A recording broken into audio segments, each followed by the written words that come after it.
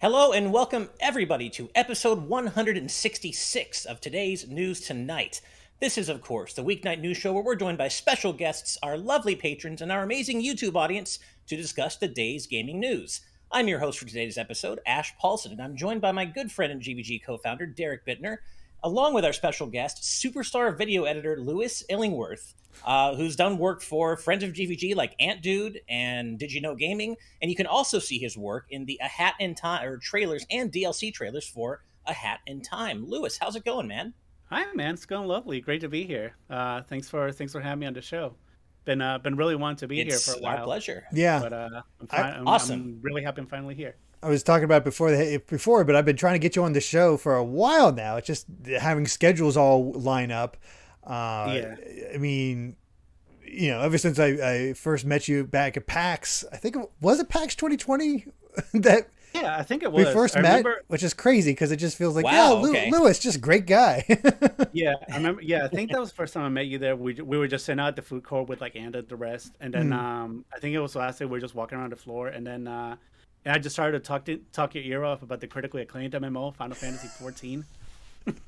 And you wonder, and everybody wonders why I bring it up so much, because I was literally surrounded by so many people talking to me to play. I had friends that aren't online. I had some call me Johnny, kind of talking about it but in a way that's like, this looks pretty cool, but also being like, no, stay away.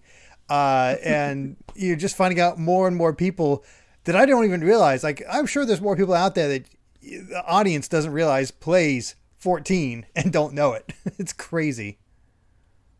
Absolutely. Right. But yeah, thanks again for having me here. Of course. We're excited to be here. So, Luis, I assume you two are also playing 14 then? Absolutely. Are you playing when I can get in? When you can get in, but yeah, of course. We did talk about that, yeah. Yeah, I started playing around like halfway through Stormblood, and then I played the catch-up game, and then I was there on day one for Shadowbringers, which was like absolutely amazing. I knew a bunch of other people also played here. I knew Johnny played, but I didn't know he played as much as he does. That's buck wild. Oh, I think he does a little bit every day. I need to play the catch-up game. Mm-hmm. Yeah, I got to play the catch-up game. I'm at like level 8 in the first, the main part, like no expansions or anything yet. I want to play it. It's just a matter of having enough time to play it. But I'm a massive Final Fantasy fan. Everyone here who listens to TNT knows I love Final Fantasy. I want to play 14. I just need a little pocket dimension to play it in where time moves. Where time stands still. If you haven't noticed, I actually have 14. I'm sorry, Ash. I was just pointing out I do have 14 in the background here because Amy was trying to log in because of the sets.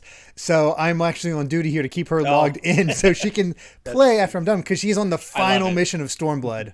She's going to be wrapping up Stormblood tonight. Oh, wow. Okay. Nice. Cool. So when you're waiting to get into FF14 and you can't get in, Luis, what else are you playing? Other than that, I am playing. Lately, I've been playing Death's Door, which been it's been absolutely amazing. Because I knew it came out on PC, but given that I spend most of my time working on a PC, I was trying not to sit on it for too long. Also playing games, and then they finally put it out on PS5 and Switch. So I've been playing it on my PS5, and it's been a lot of fun. Let's see. Other than that, I'm also playing Pokemon Diamond. I'm playing the remakes. Oh, very cool. We have a story about that today. Yeah. That's perfect. Yeah, it is. We do. Before we get too far in, I want to do a couple of shout outs. We also have a couple of super chats, but first off, just a couple of birthday shout outs. First off, it is Cornflakes' birthday today. Happy birthday to our beloved GVG community member, Cornflakes. I still love that name. I will always love that name. So happy birthday to you, Cornflakes. Glad you can hang out with us on your birthday for an episode of TNT. And happy belated birthday to another one of our beloved GVG community members, Azran127. Their birthday was yesterday. So happy belated birthday to you, Azran. And I hope both of you have had awesome birthdays, and really appreciate you spending time with us today. Better have happy birthdays. Hell yeah, you better. It's a mandate. You have to have a happy birthday. Be happy, dang it. Yeah, exactly. So happy birthday to both of you. Now, we do have a couple of super chats. First off is $5 from a Nerd's Rambling saying, haha, Frontier. Now, I have to do this in in Sonic's voice. Haha, Frontiers is coming. Glad my predictions seem to be accurate for once, lol. Even if Zelda isn't there, I'm hyped for Sonic news. I had to say lol is Sonic. No, it sure does seem that way. And we're going to be talking about a lot of Sonic stuff today in Nerds Ramblings. But thank you for the donation. And yeah, it does seem as though this prediction of yours is going to be accurate. So really looking forward to that. We also have, once my chat catches up, we have $5 from RecBCQ saying, can we change NFT to stand for nice ferrets tap dancing? You know what? I'm down. That sounds good to me. Yeah, that sounds like... That's awesome. Way more interesting than actual fun. NFTs. So, yeah. Thank you, RecBCQ. And finally, we have 5 Australian dollars from Who is Bowser Jr.'s Mom? I love that name. Saying, Xbox gives Game Pass members full Halo Infinite campaign. Nintendo shuts down and kills off Super Mario 35. Hope to see Super Mario Odyssey 2 at the Game Awards. Yeah, the whole loss of Mario 35 still stings all these months later. I still think about just jumping into a game like I used to, having a great time, but I can't do it anymore. Thanks, Nintendo. And yeah, would be great to see Odyssey 2 at the Game Awards. And that was actually something we did mention, the possibility of a new 3D Mario at the Game Awards in our Game Awards predictions discussion right here on the channel, which if you haven't listened to it, you should. We posted it a few days ago, and we go over everything we might expect to see at the Game Awards. Good times. But with that said, that's all of our super chats for now. So shall we go ahead and get on to the news, gentlemen? Sure. I think that would be great. All right. Well, then let's go ahead and get that first story up on the screen. And of course, it's all coming up Sonic today, baby. We're talking about Sonic. Let's get that story up on screen. So, the Sonic Movie Twitter account just posted the first Sonic 2 movie poster, and it's awesome. It's so good. Oh, God, it's so good. But they also, it's so good. And they also revealed that the world premiere of the first ever Sonic 2 movie trailer is going to drop during the Game Awards tomorrow. And I can't wait. I think certain internet sleuths have even been able to ascertain that it's going to be 2 minutes and 18 seconds in length, I guess. How the heck did they find that out? I don't even know. But even cooler, well, just as cool as all this, but perhaps the coolest part of all this is the fact that Tails' voice actress in the games, Colleen O'Shaughnessey, did confirm on her Twitter account that she's going to voice Tails in the movie, too. She didn't get replaced. They kept by a her. Big name Holy actor. crap. They kept her in, and that's fucking awesome. I'm so happy. And but you know, everyone already knows how Derek and I feel about the Sonic 2 movie, all this news. Lewis, you're our esteemed special guest today. What are your thoughts on this, man? So I'm actually really excited for this movie. I think the Sonic movie was just, anytime I see a video game movie, I've come to expect the worst. And given the initial trailer, that was kind of what it was gonna be. And at the end of the day, like the movie kind of still ended up being a bit of that like cookie cutter Hollywood kind of movie. It was just like a buddy cop thing. But but other than that, it was still like a lot of fun. It was a very kind of straightforward movie with a lot of cute little nods. I completely forgot that Olive Garden was a thing, and that movie sure reminded me that it was. Yep. When you're there, you're family, right? When you're there, you're there. You're there. When you're there, you're not moving after that endless breadsticks and pasta. Oh my gosh, I miss those breadsticks. But yeah, I mean, it was still a very fun movie. Definitely one of the better video game movies I've seen, even though the bar's not that high. But it definitely seemed that like there was going to be another movie, even before I was seeing like actual like post credit scene where Tails shows up. But it was really cool to see that it was the original it was the original voice actress, and I'm really happy to see that she's going to be reprising her role, because I think it was at a point where it was kind of unclear if she was going to be, but I think that was just because like standard NDA stuff. I think there's something similar going on with the voice of Bayonetta, where she can't really confirm or deny that she is in Bayonetta 3, because there were people that were saying that that it might not be her, and she was kind of hinting that kind of, sort of, maybe. But I'm really happy to see that she's going to be there. I think she's... We are too. Yeah, I think so far she's the only like original voice that's going to be in the movie, because I know Knuckles is going to be Idris Elba, which I am super down for. I can't wait. It's so weird. We discussed so a story a few weeks ago on the show where Idris Elba actually had to confirm in an interview that he was not trying to play a sexy Knuckles. He wasn't trying to make Knuckles. That's voice not an option, Idris. It's not when you're Idris Elba. You have no choice in the matter. You have But there is so many fun things just in this poster that we didn't know about going into this. One, the big obvious one is the tornado being there. That's awesome. Did not expect that. That's so great. Two, we have a movie Robotnik version of a buzz bomber in the background. That's cool. That's the beast, right? Yeah, the beast. Like the robot beast. Yeah, you have to excuse me. I have. I do love me some Sonic, but I have no idea about any of like the. I only know a few the robot names. I have no clue. And the other one is the confidence in Sonic himself, because Jim Carrey is not that huge. In that poster, he's in the background. In this, they have him.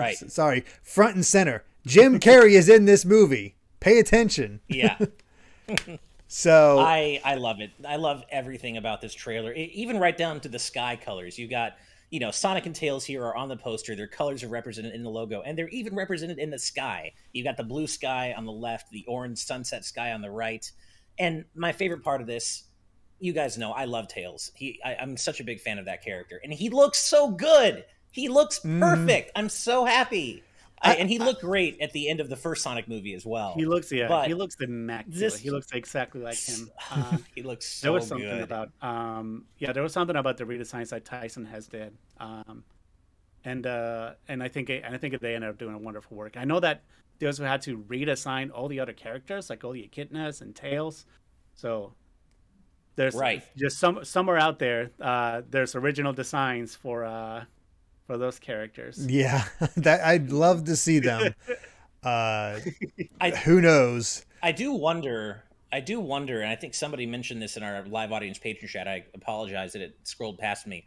But I would be curious to know what the original movie version of Tails looked like, when it was still ass ugly and Sonic looked horrible. I'd be curious to know what Tails was going to look like. Or maybe I'm not curious. I say I am, but maybe that's something that doesn't ever need to be seen by anyone's eyes. It's more like Tails doll. Yeah, right. But no, this is just such a great first trailer for Sonic 2, and I'm glad that they didn't lead with Knuckles. Like I feel like having Knuckles on this first trailer would have maybe upstaged Tails in a way, and I do feel like he should be the focus. He's in the logo. And I mean, Knuckles will definitely be in the trailer. Oh yeah, I'm sure he will. I'm sure he'll be in the trailer. I can't wait. Wait. That's going to be already one of the most exciting moments. That's what I'm there for the TGAs at this point now. Is I got to see this trailer. I've been wanting to see a trailer for it and Mario, and we're finally getting this. I'm so glad. I'm really happy. Yeah. Because like you were saying, somebody found out it was like going to be like a 2-minute and 18 sec, which that just sounds like a standard trailer cut to me. So it's definitely going to be like a full-on trailer. And I think the movie's slated for what, April? Yeah, April 8th. They only have 4 months to promote this. Yeah, that's not far out. It's coming soon. So I think they're definitely going to start ramping up all kinds of marketing for the movie. It's going to be fun. I mean, we're probably going to see Ben Schwartz show up on stage or something, and then show up the movie. That'd be cool. Probably him and Jim Carrey. Probably him and Jim Carrey. And maybe who was Sonic's current voice? Is it Roger Craig Smith? Yeah. Okay, maybe he'll show up too. They might sneak him into another role. That's true. Well, yeah, and we'll be talking about more Sonic later on in the show. And that story is about something that Roger Craig Smith will be in. But it is just great to. Okay. Ditto M has the best kind of they did confirm that both Jim and Ben Schwartz will be there at TGA's. That's what I thought. I remember seeing that on Jeff's tweets. So yeah, they'll both be there. And and we haven't talked about Eggman as much in this poster. He's obviously a little bit more in the background this time, but just seeing him, I can't wait for another round. We got an Eggmobile. Man, I'm so excited. No. Yeah, Eggmobile, man. I'm so happy and excited for this movie. I can't wait.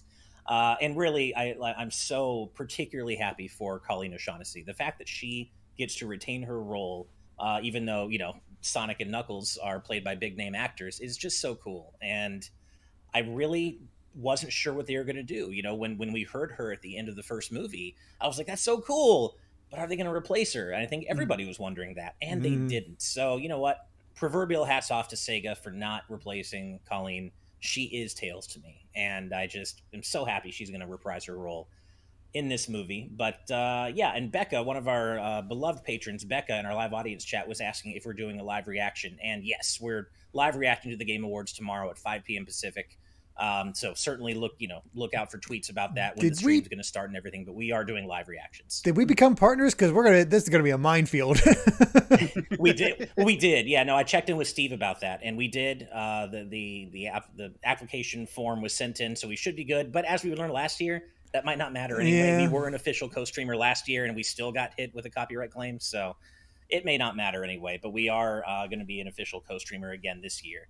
And should be a lot of fun. And speaking of Steve, I did mean to mention him at the top of the show, but just so everyone knows, he's doing okay. He's still dealing with his family situation, but it is progressing, and he should be back and more present on the channel pretty soon. I can't give an exact date yet, but he should be back on the channel, back on TNT, and back in full force pretty soon. We're getting closer to that. So just so everybody knows, he's doing okay. He misses everyone, but he will be back soon. So we're all looking forward to that, and of course, because we miss Steve. So absolutely, yeah. So Sonic 2 movie tomorrow during the Game Awards, so exciting, and I just could not be happier with the way this is all going with the poster and everything. But with that said, we do have some more news to discuss today, and we also have a few more super chats. First is $2 from Wape Mulinga, saying flip Toei and YouTube, flip their ID abuse, which essentially fuck Toei and YouTube, fuck their ID abuse. And yeah, there's a whole thing going on with Toei and a certain YouTuber right now who is shouted out in our next super chat here. Yeah, totally not Mark. Oh, go ahead, Derek. I was just going to confirm what the name is, but yeah. Yeah, so Storysmith with $4.99. Thank you very much. Saying, want to shout out YouTuber, totally not Mark. Dude had 150 videos claimed by Toei Animation, who owns Dragon Ball, even though the videos fall under fair use. And yeah, I saw all this. I read about all this when it going down, and I certainly shout out totally not Mark, because that sucks. It's not directly gaming related news, so it's not one of our stories today. But yeah, but the stupid thing about all of this is that Toei has worked with him on promotion stuff. That makes it even more messed up. It's just so gross. I hate that for totally not Mark, and I don't know if there's a resolution. I don't know if there is a good way that can end or be resolved, but we're of course hoping for the best, because that's just so gross. And thank you for the super chats, both of you, Mwape and Storysmith. We also have $2 from Sonic and Mega Man 531 saying, "No, not the bees! Whoa! How's that?" Oh, God. Thank you. Thanks very much, Sonic and Mega Man. I apologize for everybody using headphones. My Sonic voice tends to get pretty loud. But yeah, thank you very much for the super chat, everybody. We really appreciate it. We have one more. A couple more. $2 from Blade Blur. Great show. Love to see Lewis on the show. Oh, wait. Great show. Love to see Lewis on the show. Yay! Thank you very much, Blade Blur. Sorry, the chat is scrolling so fast. And then we also have $2 from Jacob Matza. Will we see a return of the world premiere counter? You know what? That's a good idea. We have to ask. Brandon's going to be running that show, so we'll have to ask him. Be running it, so we'll see if he can do it. Yeah. But he's a miracle worker. That guy, literally, his last name being Miracle. So I'm pretty sure we could make something happen, but we'll have to ask him. Mm-hmm. Also, Lewis has a fan in the chat with DidYouKnowGaming. Oh yeah, she's there. Hello. Nice. Hi. Oh, I didn't see. Guys. Hell yeah. Yeah, miss those guys. Very cool. And then finally, $2 from Black Ninja saying Sonic Frontiers as well at TGA. Up and down, all around. Up and down and all around. Very nice. Gosh. Yeah, we'll be talking about that later. Don't worry, there is more Sonic to talk about, and you just kind of summed it up right there. But that's for later. Right now, we're going to talk about some Pokemon. So let's get that up on screen.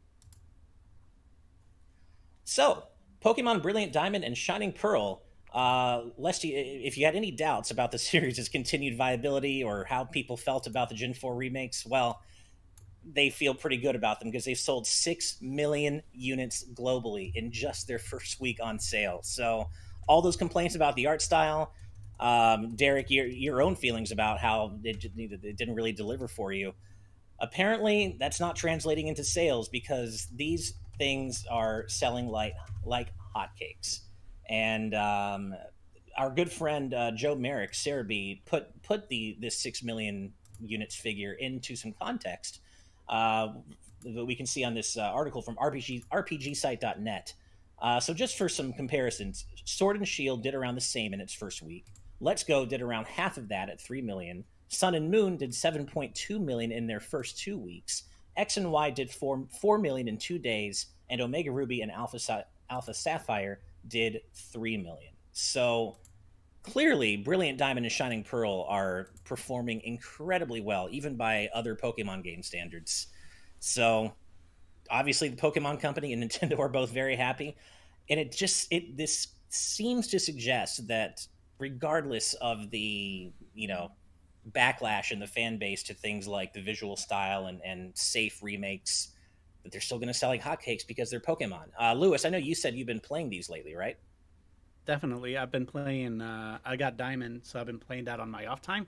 Let me tell you, it's a really great game to play when you're waiting on queues for Final Fantasy.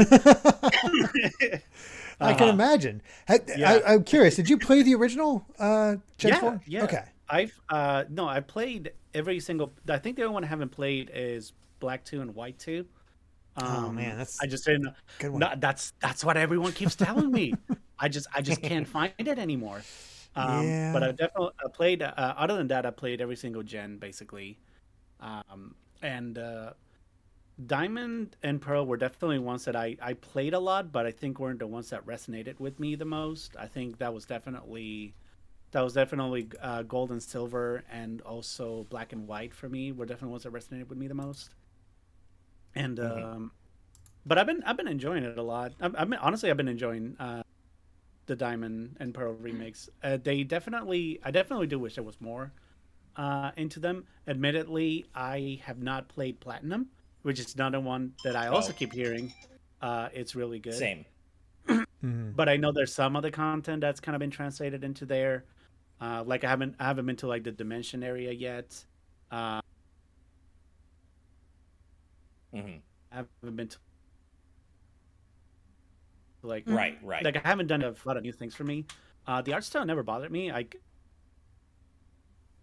liked. I would have liked to see more of what they were doing with Let's Go Pikachu and Eevee. I really liked the kind of art style that they went for that. It still had that feel of a diorama, but it felt a bit more. I guess it will kind of meet the expectations as to what people would expect out of a home console Pokemon. And it was the same thing with Sword and Shield. Right. But I've been playing it mostly as a handheld game, and it just hasn't bothered me because I just feel like I'm playing Diamond and Pearl. So there's definitely a wish there was definitely more out of it.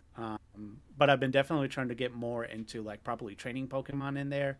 I've been trying to get a proper team. I'm definitely getting my Kadabra to eventually be an Alakazam that's just a glass cannon. I'm definitely trying to get my Torterra to just be an absolute unit of a tank. Torterra is such a good Pokemon. Yeah, I love that. I love that dude. But yeah, I mean it's Pokemon. It's gonna sell great no matter what. There's definitely I definitely do wish they had done way more with it, like with the Gen 3 remakes. Those were like Gen 3 was never like my favorite one, but it was definitely good to like revisit that generation and see what they were doing with the remakes. And it was like so much to do there. It was definitely like, especially seeing like all the Delta episode with it, and it was something that I remember. Delta episode was so good. It was something I remember, like all kinds of rumors. They were like, yeah, if you go to the space station, you're gonna go into space and you're gonna fight the Oxus, and that was like the original like rumors and all that. Those are always the rumors, and I think that just amounted to just being like a distribution event, and that's it. But they basically, the fact that they took that and they just fleshed it out into like a full on story in itself, it was really really cool. Yeah, I was a fan of Omega Ruby and Alpha Sapphire. I'm a big Gen 3 fan in general. I love Gen 3. I know it's, opinions on it are varied, but I'm a big fan of Gen 3, and I thought the remakes were great. Gen 4, at least the remakes, I just haven't gotten around to them yet. I'm interested in playing them. But I think this just kind of goes to show and just continues to prove that there is a stark divide between the hardcore Pokemon community and the things they don't like about, more recent games in the series and how they sell in the general population. I mean, if you only listen to the hardcore Pokemon fan base, you would think that this series going downhill and all that. Doomed to fail. Yeah, this is it's all trash, and like, no, to the layman, this is it's kind of like Mario Kart. It's a game you get your kids. It's like and that's definitely something I didn't realize how much I enjoyed. The more I think like these kind of like collectible games, and there was because when Pokemon came out, there was like a huge boom of them, and I didn't realize it until recently. It wasn't only Pokemon; it was Metabots, it was Monster Rancher, it was I guess in a sense Yu-Gi-Oh, but it was like a huge boom of all this, and I definitely got into that a lot. Like I really got into Metabots. Like me and like other 3 people maybe did. I got way into Battle Network because I love the idea of collecting chips and just having this little, like making all these characters into personalities. Right. So there's definitely like just a market for all that, and Pokemon's just been proven that time and time again. I think that I would absolutely love to see improvements done to them. But I know that the Pokemon Company operates an extremely rigid schedule of, I guess, just trying to get a game, like a main game out every year, like I guess kind of like a tentpole release. And then just trying to pivot a lot of their other marketing towards that. Because even though... And they're also very risk averse. Yeah. And they're very risk averse. Yeah. And even though they don't have, even though they're not like making a whole anime out of the remakes, there's still like all this other marketing push that they're doing. There's like the cards, and there's like a bunch of other shorts, and there's just so much more to it. I do think it would be better if they just tried to kind of leave a little bit more breathing room in between games. Maybe then they'll start getting a little more ambitious ideas, but that's not how the Pokemon Company operates. I'm honestly still kind of shocked that they decided to, rather than give themselves an extra year because of Ilka making the remakes, to just give that extra time to Legends and get that to be as good as it can be. We'll see how that ends up. It's crazy to think we have like 2 months, or it's like basically right. Yeah, it's the end of January, so. Yeah.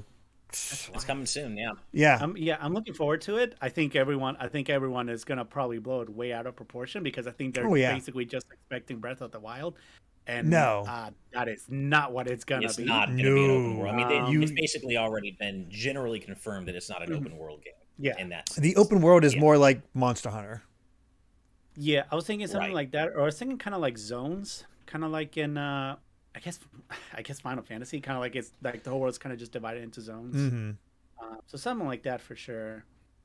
But I think it'll be definitely a very interesting way to just explore Sinnoh. I always thought Sinnoh was, even though Gen 4 didn't really like resonate as much with me, Sinnoh was always like a really cool region, just in what it's based off and what it represents. So I'm very excited to explore Sinnoh in that regard, especially how it goes all the way back into the past. So I'm excited to see it. There's a lot of aspects of Legends that I'm very excited for. Like Brilliant Diamond and Shining Pearl didn't land for me. That said, I don't think they're bad games. I don't think they're bad games at all. It's just my own interests. And I hope I was clear with that with the video I put out. Yeah, and speaking of that video, Moon Knight Burb / in our live audience patron chat said, "Didn't you make a video on BDSP boring you?"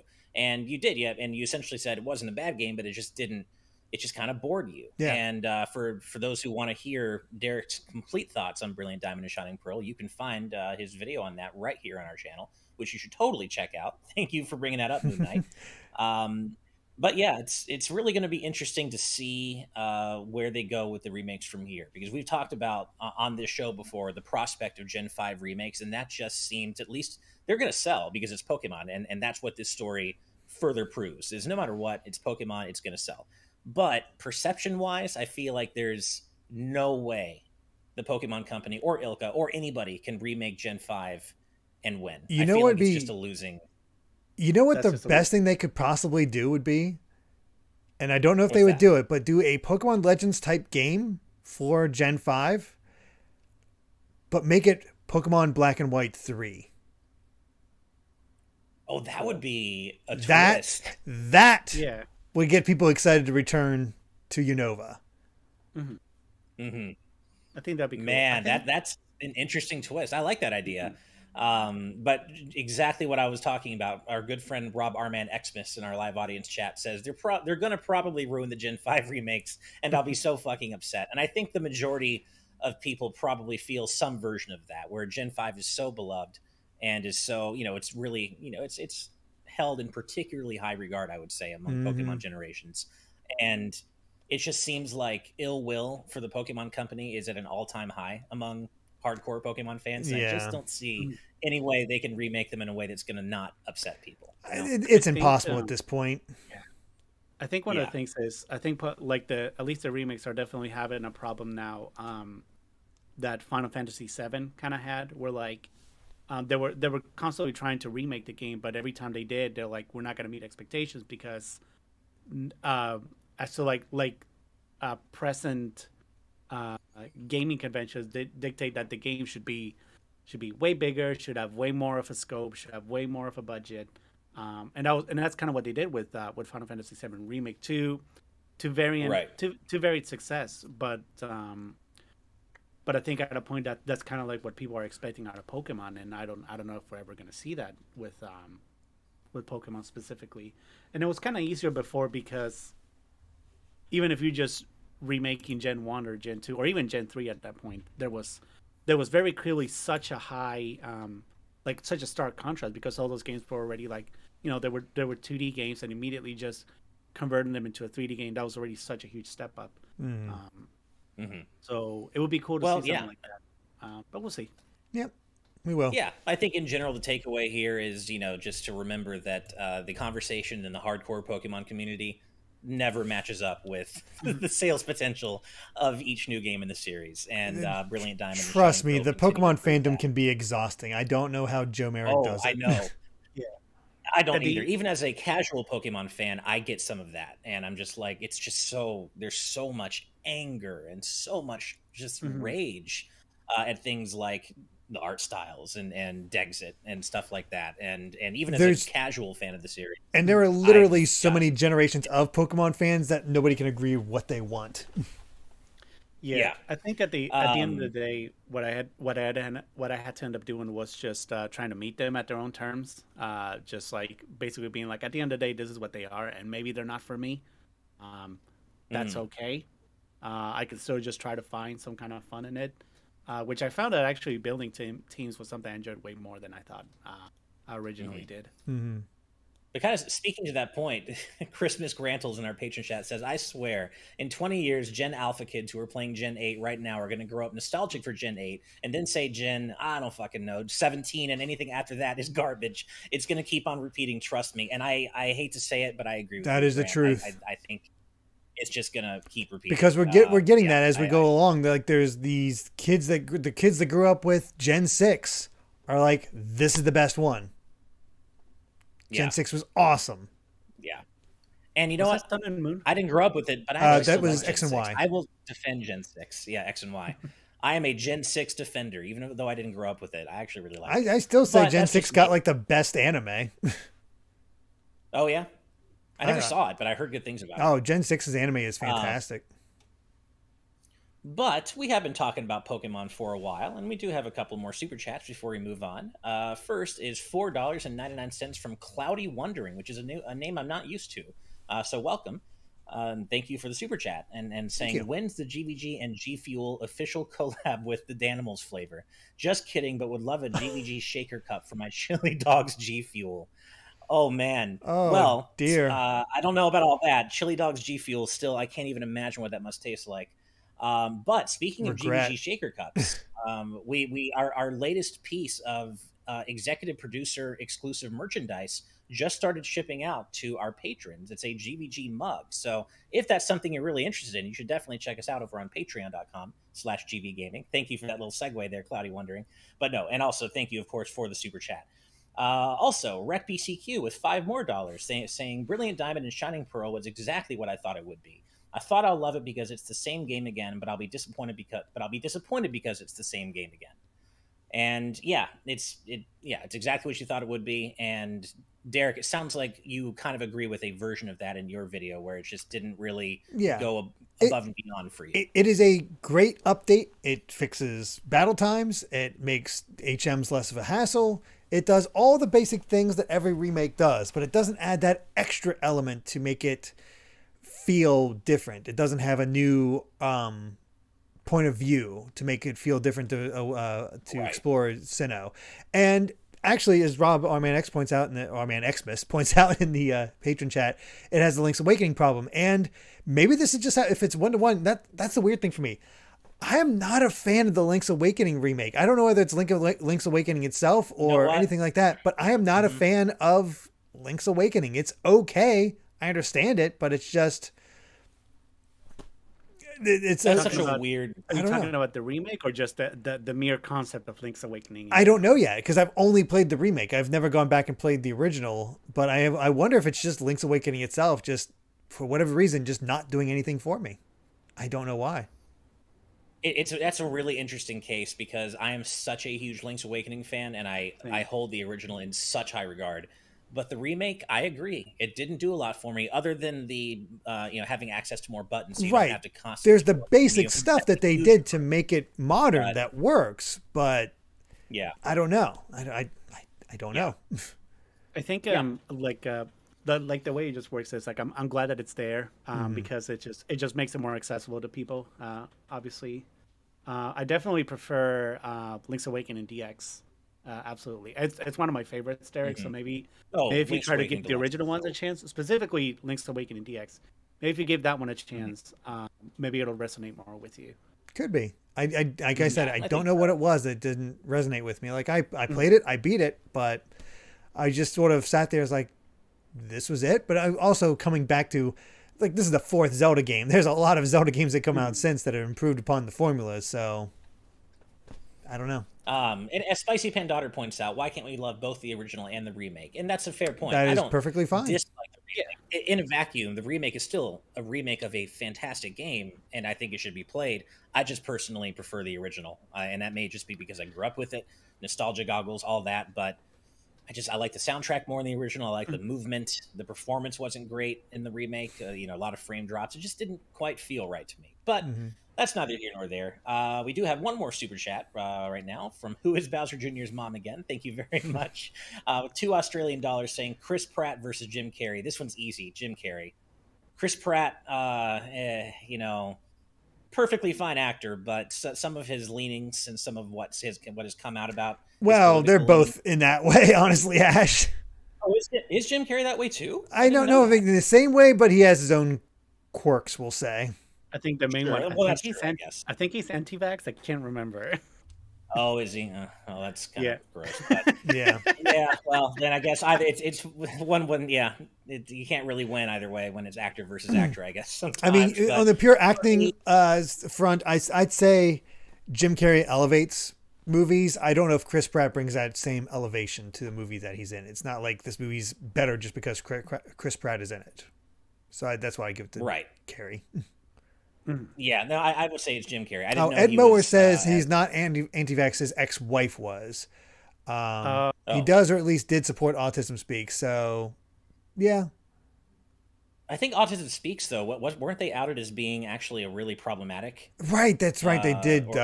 No, I have a friend who's on the spectrum and does not enjoy. I've heard really bad things about Autism Speaks. Yeah, no, absolutely. It didn't click with me right away. And as Helen Hayes points out, Jim Carrey does have the leg up of not being a homophobe, and that's kind of where I was going with this. It's just, for me, Jim Carrey is just the automatic winner here because he doesn't have homophobic leanings. So yeah, that's the easy question to that answer for me, or easy answer to that question for me. But that's it for the super chats right now. So let's go ahead and move on to our next news story, which has to do with everybody's favorite Smash Brothers director, Sakurai. Smash is over, but he just can't stop talking about it. So let's get that up on screen. Okay, so in a couple of new interviews, one with IGN and another one with The Verge, Sakurai has continued to talk about the future of the Smash series in interesting terms. In the IGN interview, the main takeaway here is that Sakurai says it's best not to assume there will always be a new Smash Brothers game, which it hurts to think about, but it's coming from the man himself. And the exact quote here is, "I can't really think about future prospects at the moment. If Nintendo decides they want to make another one and offers me the job, that's when I'd start thinking about it. When you say returning to the series, it makes it sound like there is going to be another Super Smash Bros. Title, but currently there are no such plans. It would be best not to assume that there will always be another one." And then he goes further. This was what's really interesting. He says, "Apart from that, I may not necessarily continue with creating more games, as I could potentially go down a different path. As for involvement with the gaming industry, there are various ways to do that. I like to keep an open mind about what I should do and take a look at all the different possibilities." So, obviously Sakurai's not going to say what we're all thinking, be like, well, yeah, there will probably eventually be a new Smash game. And I do believe there will be. But he's, kind of laying it bare for us when when he says there's not currently one in development. Not that he could tell us if there was, but that we probably shouldn't assume there will always be another one. And even if there is, it may not involve him, which is going to lead to a very different feeling Smash. And on that note, with the Verge interview, Sakurai even admits that he's been doing too much of the work himself on Smash, and that going forward, he would like some help and have Smash's development centered less around him alone. And regarding that, he says, "I've been doing too much of the work on Smash myself, so I'd need to resolve that too. The current Super Smash Bros. Has too much of my personality poured into it. In order for a long-time series to continue thriving today, we need to think about eliminating the series' dependence on just one person's vision. But of course, this is the way it is now because we weren't successful in splitting the vision between multiple people before. This would be a challenge for the future and something that needs to be discussed with Nintendo if there were to be a next installment in the Smash series." So there's a lot to kind of go through here. But Luis, I want to get your thoughts on this first. How, are you a big Smash player? How are you feeling about the end of Ultimate and the future of the series as in terms of Sakurai's involvement? I think the man needs to take a nap. Yeah. The man deserves a long, long break. There is no doubt about that. Yeah.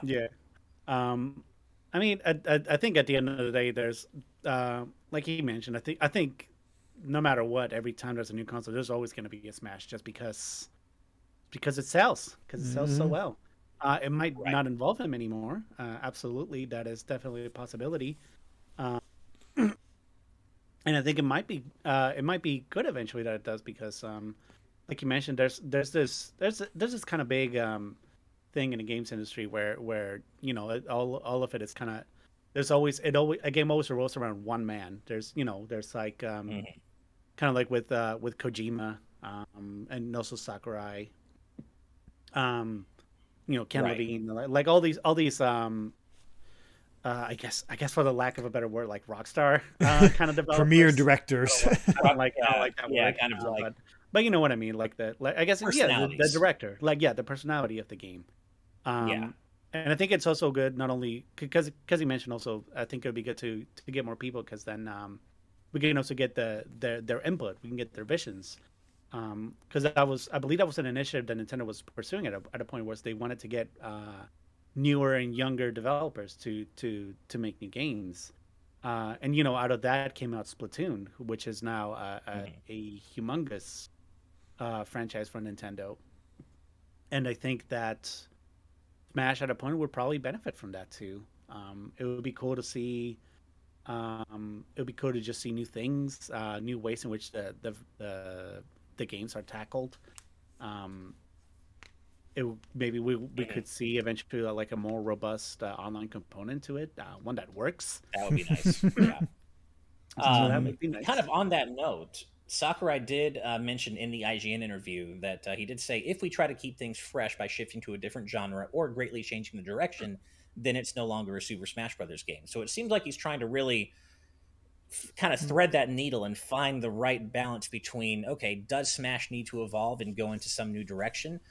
Or maybe shouldn't it? Because if you go too far into a new direction, then it's no longer Smash. Like, we've talked about Smash being rebooted as a 3D fighter, for example. But is that still really Smash? It's hard to say. And he also reiterated in the IGN interview that a new Smash likely wouldn't include all the current fighters in Ultimate, and noting that running such a game on a hypothetical new system alone would exceed the game's budget. So, as we've talked before quite a bit here on TNT, the future of Smash is in an interesting, precarious position, because no matter what, even if Sakurai is involved or not, any roster cuts are going to piss people off. Something's going to change.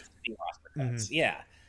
It's just, and so how do you navigate that, right? It's just such an interesting question. I mean, to me, I think it makes the most sense to, for the most part, to go, like, if you're doing a bit of a refresh, maybe go back down to the melee or brawl size roster.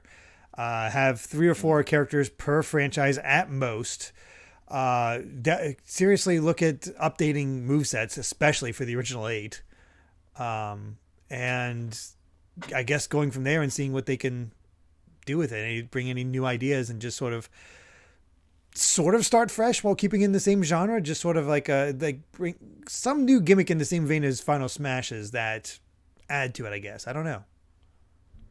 I think what they would benefit from is sort of obviously, like you said, if we change too much, then is it really Smash anymore? But I think that was a problem that Monster Hunter had at a point. And then when Monster Hunter World came out, which was, on intents and purposes, a huge reinvention of what Monster Hunter was, and that became a huge success. That now it's like basically now it went from one of Capcom's most niche properties to like their best seller now. I think, or at least I think it is, definitely up there. But if there's some way in which, and obviously Smash has no problem selling anymore. All it needs to do is just dangle a sword in front of us, and then that's all that's needed. Yeah. But I think there's definitely, if they keep going like the route which they went, which I don't think they are anymore, which is just having a huge roster. I think they only did it because they were basically trying to make the ultimate Smash Brothers game. Which they 100% succeeded. Which they certainly did. Yeah, they certainly did. But I think if they maybe allocate some of those resources that they have to trying to get all those characters, instead allocate them to new modes or a more robust online, just new ways to play. Because at the end of the day, Smash is really a party game. As much as people don't want to hear it. It's both. It's just as much a party game as it is a fighting game. Yeah. I love me my one-on-ones on Final Destination, but I also love throwing a beetle to someone and then just absolutely ruining their day, cackling as they fly off. Yeah. But I think if we can somehow tap more into those kind of things, basically what other things make Smash so fun, and then bring new blood into it. I think it can definitely continue progressing without having, say, the scope issue that Pokemon has right now. Because there's only so many times where we can try to cram 900 plus creatures into the same game. There's only so many times we can cram, 80 characters now in Smash? I lost count already. 86. Oh my god, Jesus Christ. Which is wild, and it's really difficult for me to imagine Smash without Sakurai. And I find it very interesting that he has since revealed that they did try to hand the reins to someone else. They never said who, but that it didn't work out. That he had to kind of step back into that leadership role. So it is it seems like they tried it and it didn't work out. And it's personally very hard for me to envision Smash without Sakurai. That said, that doesn't mean it can't happen. And some new blood maybe is what this series needs. Sakurai left. That would free Sakurai up. Sorry? Sakurai left Kirby, and Kirby's doing just fine. In fact, my favorite Kirby games are ones after he left. So, right, there you go. And and not returning to Smash would free him up to do other stuff, as our good friend Top Dog in the live audience patron chat says. She says, I just want Sakurai to make a port or sequel of Kid Icarus Uprising. It's such an underrated 3DS game. I love it to death. Yes, please. As much as I want Sakurai to make more Smash in the future, I also want other stuff from him because he is such a singularly talented developer and director and producer. And he has a very unique vision in terms of games. You know, his games, you know, when you're playing a Sakurai game.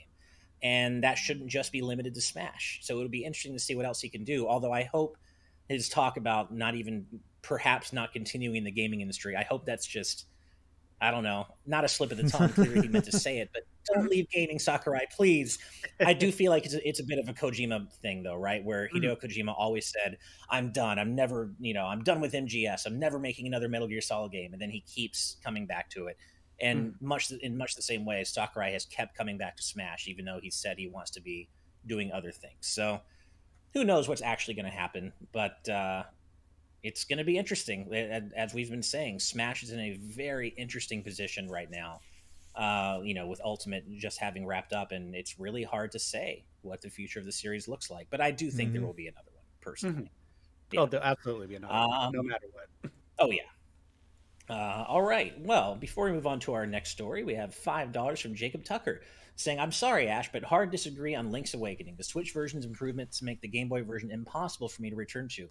And hey, that's a totally fair take. No apology necessary. And I hear you. Some of those gameplay improvements, they're really good. Like, you don't have to constantly switch into the menu to switch your A and B items over and over again.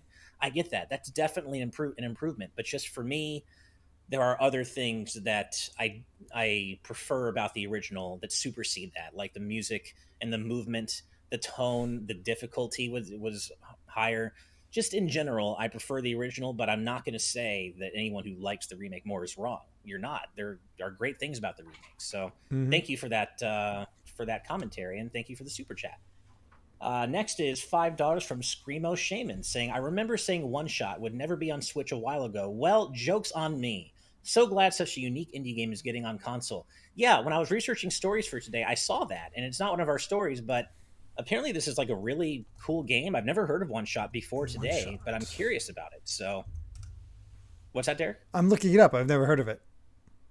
Yeah, no, I haven't either. So enough people are like really excited about this that I feel like maybe I need to check this out. So yeah, but very cool. And thank you so much for the super chat, Screamo Shaman. But that's it for now. We do have a couple more stories, and this next one is it's our second main story of the day, and this is one for whom NFT stands for no fucking thanks. So let's get that up on screen. So Ubisoft announced their first NFT, or their NFT platform. It's called Ubisoft Quartz, and it is, and I quote, the first playable NFTs designed by the Ubisoft Strategic Innovation Lab, and it was announced for Ghost Recon Breakpoint. However, this was immediately followed by swift and severe backlash, which caused Geoff Keighley to confirm that Quartz won't be at the Game Awards at all, and Ubisoft actually had to delist Quartz's announcement trailer after it got more than 95% dislikes on YouTube, which I guess the dislike bar was still working for that video. But this is just, NFTs are having a tough time cracking the public gaming consciousness. People really don't want NFTs in gaming, and maybe that'll change in the future, but I certainly am part of that crowd. I find the whole thing kind of gross. It's terrible for the environment, and it just seems like NFTs in general just seem like a new way to essentially style on people and show off, and it just feels gross to me. But yeah, at the time of the videogameschronicle.com article we're referencing here, the video had gotten over 105,000 views, and viewers clicked like or dislike more than 16,000 times in the video, with the consensus being overwhelmingly in favor of the latter. At the time of writing, of the 16,270 engagements, only 804 were likes, while 15,466 were dislikes. So it's not hard to see why Ubisoft decided to delist the video. And yeah, this just pissed off a lot of people. Luis, how do you feel about the whole NFT thing? Are you kind of grossed out like we are, or are you open to it? How do you feel about it? Oh, Did we lose Lewis? He's laughing like crazy, so I'm not sure. Oh, I'm so sorry. My mic was muted. Okay. I think. Oh, no worries. I think NFTs are fucking dumb. Fair enough. Same. Yeah. So like I guess the whole point of them is that they're trying to just make a unique thing, like a one of a kind piece of art that you can't get anywhere else. I know you can trade it if you want to. It's already a thing. It's called commissions. You just get an artist and you just make it, and you want an artist to draw you hugging Lady D, you can do that. And that art will not exist anywhere else. You can just do that. NFTs, not only that, like they have a humongous problem of being an absolute disaster for the ecosystem, which Ubisoft was very, very aware of, because on their video they said that they were environmentally friendly, and NFTs are just not that. Usually what companies do to try to get around that is that they basically try to do a carbon offset, which basically means they pay a very bougie tax to be able to just sell NFTs. And big companies can do that because they can afford to do that. Right. Yeah.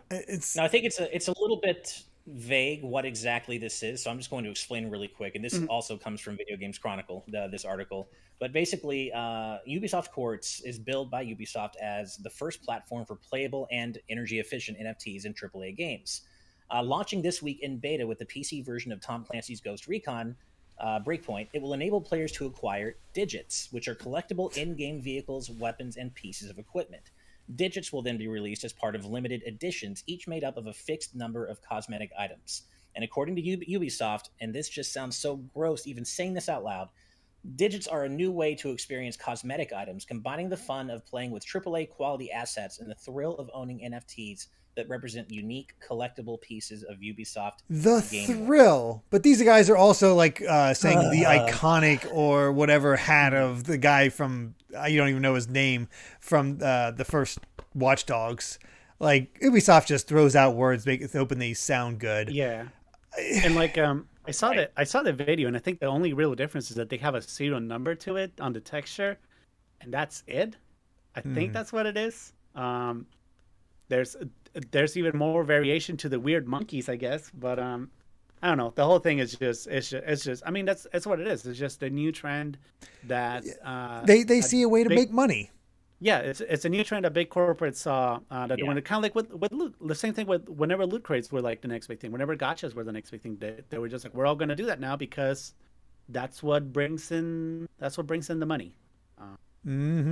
Yeah, and as both Helen Hayat Singo in our live audience chat and Ed Mower in our YouTube chat point out, it's not just about how ecosystem unfriendly it is. Art theft is also a huge issue with NFTs. It's both. It's bad for the environment and there's a major art theft problem here. So just overall, this feels like the game industry doing what the game industry is wont to do, which is kind of rush headfirst into any new big money-making opportunity, and that's NFTs right now. But it really doesn't seem as though there's a lot of love for this focus on NFTs, and I hope people stay vocal about this, because every time we've heard recently about a company openly embracing NFTs, there's been a pretty swift backlash to it, including today. And this is not where I want the future of gaming to go, and it doesn't seem this is where anybody but suits and executives want the future of gaming to go. So it's just another buzzword, really. To get it's totally a buzzword. From my understanding, it almost died on arrival, but I forget what it was, but something saved NFTs and became just enough of a big thing that it started taking off. But they were almost DOA, and whoever saved this, I hate you. This is the stupidest thing. The fact that they've been just trying to make this a thing for how long? It's just depressing.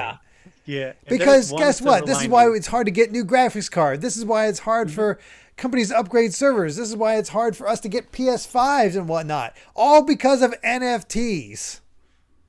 I've been trying to, because I tell you, like, so I've been trying to get a new graphics card, not because I want to play games, although that's also a nice bonus, but literally because I need it in order to be able to do my job better. And I cannot find a graphics card because A, there's a supply chain, which is an understandable issue. Right. But B, also all the bots and scalpers are trying to get the cards just to mint more Bitcoin, to mint more cryptocurrency, to mint more NFTs. Mm-hmm. So it's a very big annoyance. If there's one bright side about that Ubisoft video coming out, is that I found out that there is a way to get the dislike bar. If you go, I think there's some add-ons in Chrome that let you do that. I don't want to link Chrome it. extension? Yeah, like there is. I don't want to link at any of them because I'm sure some of them are kind of sus. Okay. So I don't want to link those, but I know that there are add-ons that you can add to basically get the dislike bar back. Yes, they are. I've heard people talking about that. Okay, I was wondering how that worked. Yeah, okay. and that's how I found out that the dislike bar was so huge for this Ubisoft Quartz.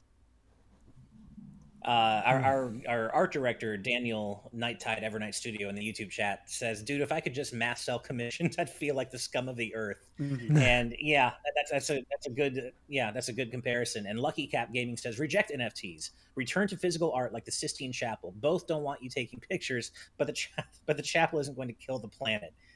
Yeah, it's this whole thing. I don't see how NFTs could really ever be presented in a positive light. And we saw this happening actually recently with G4 as well. Their G4, which recently relaunched, almost immediately got quite a bit of backlash because Kevin Pereira was basically caught talking, trying to shill for NFTs on Attack of the Show, but they were his own NFTs. It turns out he was like, he had a vested interest in them. Of course. It's just all so gross, man. It's just like, no, I don't. This is not where I want gaming to go. It's not where gaming should go. Well, I think it's like somebody described it as the bigger fool fallacy. It's like, somebody's talking up this thing that is worth so much money. You should get it. Think James's Magikarp in Pokemon. But when we had that one guy selling a Magikarp, and James is like, you could sell this Magikarp and make millions of dollars, and I'm giving it to you because I am just that nice a guy for this low price, and you can do that. Ugh. And all of a sudden you get it, you have it, and you realize, oh crap, it's actually not worth junk. So you need to find a fool just like yourself in order to sell for an even higher price in order to get your money back and make a profit. Yeah. And then it just continues of just selling and trying to find the bigger fool. Right. And then they lose out on thousands of dollars for the person who can't find the bigger fool. And it just becomes a desperation thing. So, ugh. Right. And as Helen Hayet Stingo also points out in her live audience chat, and I love this, you can spend $80,000 on one NFT, or you can get $880 commissions of your OC kissing your favorite fictional waifu. So yeah, well, just all the waifus at that point. Yeah, right. But I think the perfect way to sum this up is with our beloved GVG community member Top Dog saying NFT equals nice, fun Top Dog. I much prefer that over like non-fungible tokens. So I like it, Top Dog. All right. Well, that's enough about NFTs. We do have one more story to cover, but before that, we have another super chat. £4.49 from Ryan Bourne saying, hearing Sakurai want to try other stuff makes me dream of a Smash Brothers movie/TV series with him a part of it. Just a pie in the sky dream, though.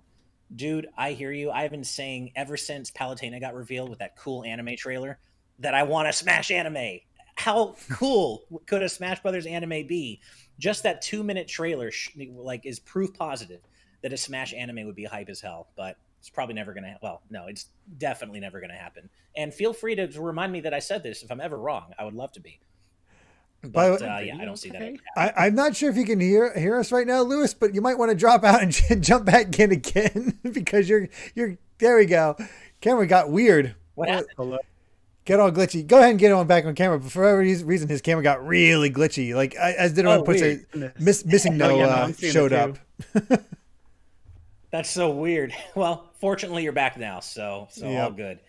And thank you, Ryan, for the super chat. And like I said, I completely agree. A Smash TV series, movie, anime would be really cool, but not holding my breath. Okay, well, we do have one more story to talk about. And as I said, this is everything begins and ends with Sonic today. Sonic is the alpha. Sonic is the omega. We're ending with Sonic today. So let's get that up on screen. So we talked earlier in the episode, this very episode today, about how the Sonic Sonic 2 movie trailer is going to be at the Game Awards. However, we also have reason to believe that Sonic's next big 3D outing, Sonic Frontiers, is also going to be formally revealed at the Game Awards. And the reason for that is that a web domain for Sonic Frontiers recently popped up just a couple of days ago, just a couple of days in advance of the Game Awards. And trying to access the website, which is, by the way, frontiers.sonicthehedgehog.com. If you try to access it, you get a 403 forbidden error returned, which essentially means that the website's active, but is just not available for public viewing. So you put the two together, come on. Sonic Frontiers is almost certainly going to be at the Game Awards. And that's exciting because really all we know of Sonic Frontiers so far is that super, super short teaser trailer that we got at the end of the Sonic Central presentation several months ago. And even back then, we were thinking we were going to get the formal reveal of Sonic's next big 3D game. Well, we didn't. We just got a super brief teaser trailer, and we've been left wondering ever since what the hell this game is. There have been some leaks that have come through via 4chan and Reddit that have given us some idea of what we can expect from Frontiers, but nothing official. And it sounds like we're going to see Frontiers officially revealed at the Game Awards. I think we're all pretty excited to see where this is going. But Luis, how are you feeling about Frontiers based on what you've heard so far, man? Well, so I was trying to get to keep up with it. All I know is that there was the website, like you mentioned, and I'm assuming it's the same game that was revealed at was it South by Southwest back in May? I think it was just a random Sonic Direct. Sonic Central. Yeah, it was like a Sonic Direct called Sonic Central. Yeah, and I think what people were kind of calling it Sonic Zap because whatever logo they showed at the end, it kind of looked like it said Zap. So I'm assuming it's the same game. Maybe they just named it. Yeah. That and Sonic Rangers. That was the working title, was Sonic Rangers back when this was first revealed. And I think for a while, people were assuming that was going to be the final title until more recently this Sonic Frontiers name. Which is a better title. And that's way better title. But some of what we've heard from those 4chan, I think it was either 4chan or Reddit, but the leaks came from playtesting sessions, like early playtesting sessions that ended up being proven to be legit as far as I recall. And one of the biggest things is that it apparently is going to be open world, or at least open world-ish, which could be very interesting because, obviously Sonic Team would have to stick the landing, and there's some doubt whether they can do that. But I think open world environments, I think Sonic, like in terms of being like giving Sonic the space and the freedom to actually utilize that speed, that's really exciting. So depending on how this turns out, open world or open world-ish Sonic could be really cool. I think it would be cool. Oh, good for Luis. Yeah. I was gonna say, I think the closest I could ever compare it to is something like whenever we see those kind of like the fan games, there's like your Unleashed hack. There's your I think it was Sonic Roboblast. I always hear good things about those. I've never played any of them, but I've worked on enough videos regarding those games that I have a very good idea of how they work. I think there's a lot of potential for that. I guess it depends on the way that the game progresses. I think just having a big open world where like you could just run and do any kind of sick stunts. I get my knowledge of this game is like little to none. Well, that's basically everybody. That will not be the case that will not be the case tomorrow. Hopefully. So right. Yeah, hopefully. But I'm excited to see what it is. I didn't play Sonic Forces, and apparently I didn't miss out. Nope. On much. You didn't. You did not at all. It wasn't the worst thing ever. It was just so bland. It was just there. It was just poor. It was poor, and it was just forgettable. It wasn't like the worst thing ever, but it was just like meh, right? It was the definition of just meh. And it took 4 years to come out. 3 of those years were spent working on the game engine. Only 1 of those years was spent making the actual game, and you can tell. But it's still, after waiting 4 years for Sonic Forces, it was a massive disappointment. Yeah. And I like Luis, I have seen a few fan games, and I've tried out a few where they put Sonic in a more open world environment, allowing you to run around, have that space. And it feels good. It feels really good to have Sonic in that kind of thing. But they all kept it very basic, Green Hillish, and never getting too complex. And I'm not sure if it's having an open world solves a problem for a Sonic team or makes it more difficult for them, because, you know, when you're making a Sonic game, like Generations, for example, and having the boost formula, you have the assets flying by at, you know, who's going to be able to sit back and process them unless they're intentionally going slow. Adventure, not quite as much of an issue with that because you're not going as fast, but you're still going past all of these things very quickly. And by having it more open world, it allows you to, I guess, enjoy those assets for a lot longer. I don't know. There's potential in the idea, especially if they make it more like a playground, sandbox, whatever, and just, you know, use different abilities or different characters in order to reach different places and, you know, explore and make it kind of worth your while to check out every nook and cranny of this world. I don't know. I like most things Sonic, there's a lot of potential, but we have no idea if it's going to stick the landing. Yeah, as Lizard81288 in our YouTube chat points out, that they said they remember the leaker said it was not fun to play, but then as Watcher TL also points out, and updated leaks say that the Frontiers is in a much better place already. So it does seem as though it's you know, had a bit of struggling in development in terms of getting it to a place where people are happy with it. But it has been quite a while since Forces. I want to believe that because they're taking their time, that they could get this right. And here's the thing, like I've said this before, but I'm not against Sonic Team continuing to do new 3D Sonic games. Sometimes they nail it, like with Sonic Generations, Sonic Colors. Sometimes they really kill it. And they've proven before that they have what it takes to make a great 3D Sonic game. But then sometimes we get Forces and Lost World, and then they make us doubt whether they ever really could make a good 3D Sonic game. So Lost World is okay. I will defend Lost World to a degree. I like the first half of Lost World. I think that the game design takes a total dump like in the second half of the game, but the first like 3 worlds are really fun. I agree. I gotta say that kind of checks out because that's as much Sonic Lost World I played. I only played half of it, and I was like, "This is fun," and then I think I just somehow dropped out. So once you get to the snow, like the snow ice area, that's when it kind of starts to fall apart a bit. And but everything up to that, I actually think is pretty fun. And let's just hope that this is, that this is an example of good, firing on all cylinders Sonic Team, and not an example of what the hell happened with Forces Sonic Team, because it really could go either way. And because it doesn't seem as Sonic Team, it doesn't seem as though they're interested in giving us what everybody wants, which is a continuation of Mania. And it seems like that's unfortunately not going to happen anymore. Who knows? But if that's off the table, then let's just hope Sonic Frontiers delivers, because I really want it to. And Sonic Team has shown they can do it, just not consistently. We'll see what happens. But speaking of Lost World, we have another super chat from Ryan Bourne, £4.49. Thank you so much. Saying, Sonic Lost World had a semi-open world Zelda, so whatever they show, I'm curious to see it in action. Ryan, I always forget about that. I forget that Zelda crossover was good. Short, but good. I completely forgot. No, it was cool. I remember liking it. Yeah, I totally forgot about it, but I too enjoyed it. So, that's at least some sort of proof that Sonic maybe can work in an open world context. And I just really hope they nail this. Please, Sonic Team, don't screw this up. Please. Next is Mr. L with £2. Thank you so much. Saying, so happy Colleen is still Tails' voice actor in the film.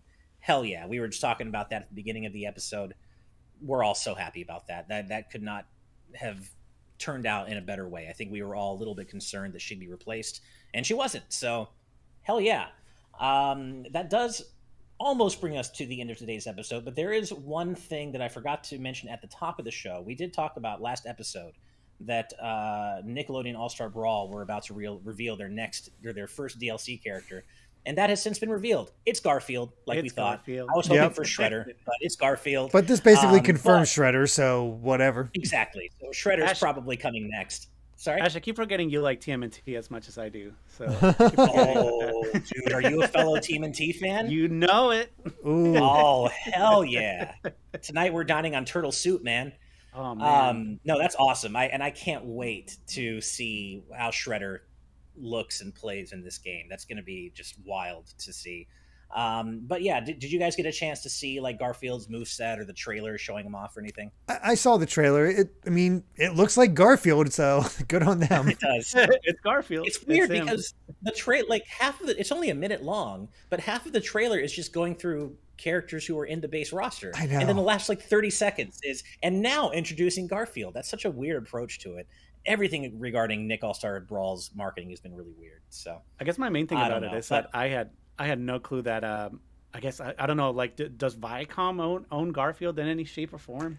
I know all the new Garfield show that the 3D one is on Nickelodeon exclusively, so I think that's how. Oh, Rob Arman X points out Viacom bought Garfield in 2019. So that checks out. There okay, yeah, that checks out. It was the same thing when they bought TMNT as well, I believe. Right. Okay. Yeah. Spicy Pan Daughter says someone has to shred the cheese for the lasagna, and then Goran Amber follows that up by saying Shredder will be confirmed in the evening as he dines on turtle soup. Yeah, I'm really looking forward to seeing Garfield's whatever to me. He's fine. I don't dislike him, but it's all about Shredder for me. So we'll see how that goes. For those of you who are excited about Garfield, though, he is available on PlayStation, Xbox, and Steam tomorrow, with the Switch version coming later this month. For some reason, both Garfield and the new alt costumes have been delayed on Switch. I'm not sure why, but yeah. Yeah, exactly, right? And finally, Cornflake says, sorry I'm late, but it's my birthday, and I didn't know you weren't here earlier, Cornflake, so I wanted to make sure you know that we gave you a birthday shout out at the beginning of the episode alongside Azran127. But since you're here now, happy birthday again. Happy birthday. Happy birthday. Hope you're having a great time. Yeah. With that said, we are now at the end of episode 166 of today's News Tonight. But before we head out, Luis, please tell our amazing audience where they can find you on the internet, man.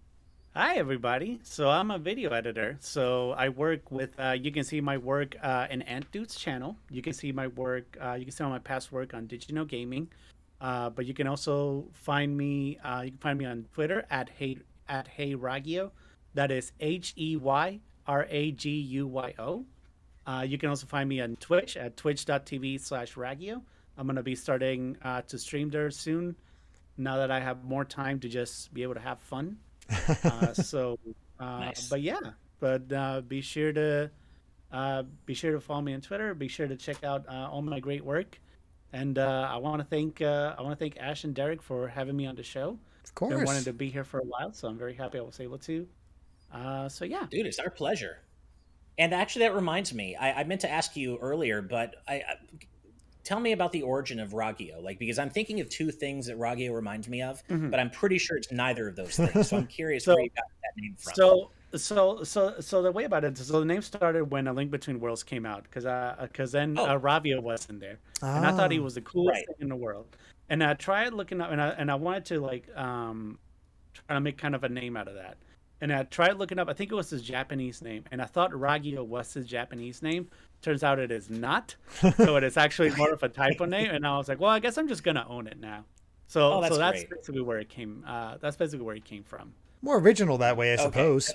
Yeah, definitely. No, that's great. And I was right then. Neither of the things I was thinking had anything to do with it. I was thinking of the character Ragio from Kill la Kill, which is spelled differently. And I was also thinking of the villain from the 8-bit Ninja Gaiden games, Jacchio. And it just reminded me of those two things. But I knew it couldn't be either one. So I'm glad you cleared that up for me. No, you're good, man. But yeah, dude, thank you. Thank you for being on the show. It's been a pleasure having you here, and we would love to have you back anytime. Of course, absolutely. Just let me know. Well, as always, thank you. Oh, absolutely, man. And we'll definitely have you back. Thank all of you. Oh, definitely. And we have to thank everyone in both our YouTube and Patreon audiences for watching the show, for hanging out with us 3 times a week. We love doing this with you. So thank you so much for being here and making this such a great experience for us.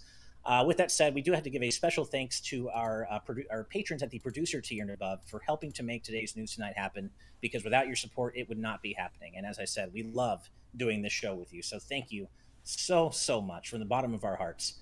But as always, we do have to give a special thank you, an extra special thank you, to all of our patrons at the executive producer tier and above.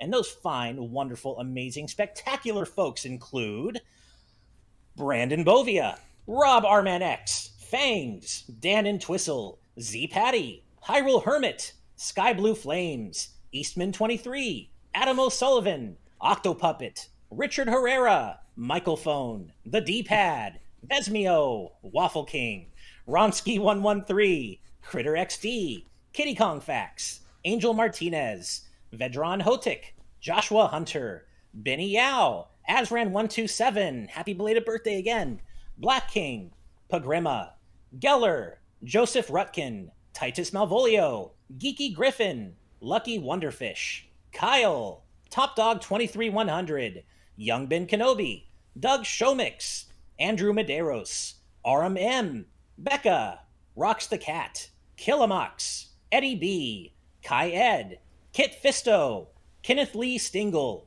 Jessica Toad, Deaneth, Kota, Sci-Fi Lullabies, Michael McCaw, Matthew Wong, Goron Amber, Straight Lace, Justin Matthews, Hoobie, Too Much Spaghetti, Mega Conrad, Ascaron809, Ryaner, Ditto M, Captain Finlandia, 60 Minutes and 60 Seconds, Nathan Steele, Spicy Pandotter, The Game Orb, Dano the Artist, Super Gamer Dude 101, Grantles, Ravelox, Synchro Lord, Rosa Pardo Bowling, hi Steve's mom, Kotar Peck, Scuff 196, Kane Woolley, Skull Kid Tiger, Darksteel 01, Jason Uloa, Jaden Buck, Phantom Project, Cystic Warrior 29, DJ Jurassic, Super Dank Awesome Unicorn Guy, Dinner Sonic, Darik, Jeff Ed, Stag Nasty, Mumbling Yeti, Cameron Sharp, Screamo Shaman, Mason Riley, Keel, Santi the Person, Brendan Hesse, Hustlebun, Noah Fitterer, Risemon, Calvin Atkinson, Hinaru77, Brooke Obscura, and last but certainly not least, our newest EP, Tarvold. Thank you all so much. I love reading out that list. Sorry, Tarvold. I did not realize that you were in there. You're not on the list, but we will get you there next time. Apologies for that. We will get you on, you will be on the credit scroll for Friday. Sorry about that, Tarvold. But yes, thank you so much. And if you're curious to find out more about how you can get on this list or explore the various other perks we offer our patrons at every tier, head on over to patreon.com/gvgaming, where we offer a variety of tiers that you can support us at, starting at just $1 a month, which gets you into our Discord community, which is the best damn community on the internet, bar none. I promise, it's amazing. We have the kindest, most wonderful people in our Discord community. And if you join us at the live audience tier, which is $5 a month, not only can you interact with us and our special guests during each episode of TNT and our reaction streams, but you can hang out with us for the TNT post show, which we're about to go to right now. And as a reminder, when we hit 75,000 subs right here on YouTube, we're giving away a free Switch OLED. It is sitting pretty in Steve's room right now. He's just waiting to ship it out to one lucky winner. So literally all you got to do is be subscribed when we hit 75K, and you might win a Switch OLED. Pretty good deal, I think. But either way, that's it from us today. Thank you so much for watching, and we will see you on Friday for episode 167 of Today's News Tonight. Until then, everybody, good night and good vibes. Bye. Bye. Good night, everybody.